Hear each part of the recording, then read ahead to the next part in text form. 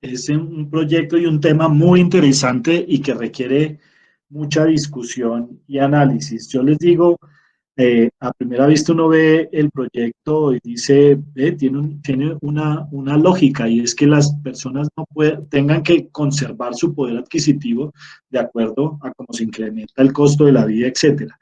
Pero ahí yo les tengo que decir que nosotros nunca hemos sido amigos como partido incluso del concepto del salario mínimo. A nosotros nos gustaría que de verdad tuviéramos un estudio y pudiéramos saber en Colombia cuánto es el ingreso básico que necesita una familia para poder sobrevivir, para poder vivir dignamente, porque aquí se nos olvida a veces ese concepto, el concepto de la dignidad de la vida, de la dignidad de la vida familiar. Y siempre estamos pensando como en diferentes sectores, en cositas por aquí, por allá, pero realmente nosotros no tenemos la claridad de cómo es esa canasta, cuál debería ser de verdad ese ingreso básico familiar para poder todos empezar a caminar hacia allá. Pero mi intervención va a lo siguiente, es que estando, digamos, encontrándole la lógica y el sentido que tiene el proyecto, lo que me parece que no está bien es la sustentación que se hace por parte de algunos de ustedes de este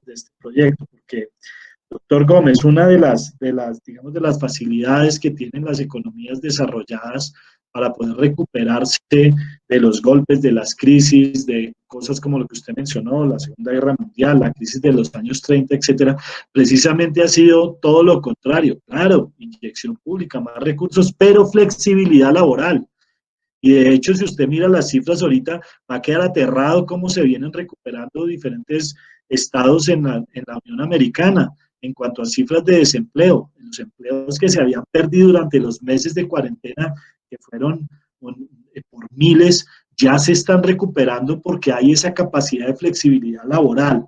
Es decir, todo el mundo allá no devenga, la gente tiene que producir, trabajar, y allá casi el 80% de los empleos lo genera el sector privado de la pequeña y mediana industria y de la industria de la economía familiar. Es decir, lo que usted puso el ejemplo, la zapatería que aumenta sus ventas y puede contratar un segundo zapatero, pero tiene la flexibilidad de que en los momentos que baja no contrata al zapatero o si no contrata dos ayudantes o dos vendedores o lo que sea. Hay flexibilidad laboral y eso es un tema que es muy importante para que se pueda generar esas recuperaciones rápidas del ingreso de las familias y de los empleos.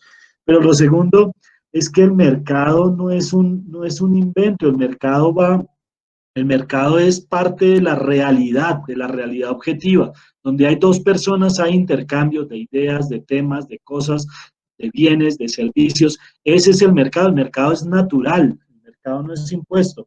Entonces, por eso es que el mercado debe ser libre, porque cuando se interviene o a través del estatismo o a través del mercantilismo, que es lo que hacen aquí muchos, usan la ley para favorecer a determinados sectores porque sí o porque no, o favorecer a las oligarquías de overol o favorecer a las oligarquías de corbata, pero cogen y utilizan las normas precisamente para eso. Ahí es cuando el mercado no es libre. Por eso es que acá no tenemos un mercado libre. Tenemos estatismo y tenemos mercantilismo, que es muy diferente de mercados libres. Y el problema que tenemos nosotros precisamente es un problema de competitividad. Eso de cerrarnos y de dar subsidios y financiarlo, lo que hace es que no seamos nunca competitivos.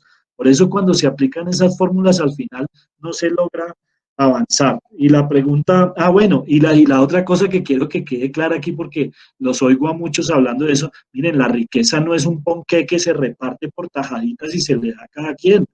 La riqueza se crea valor, se mejoran las cosas. Uno cultiva café, pero ojalá pudiéramos vender tintos, no vender los cafés en el bulto, crear valor, ser más competitivos, mejorar la economía, de eso se trata.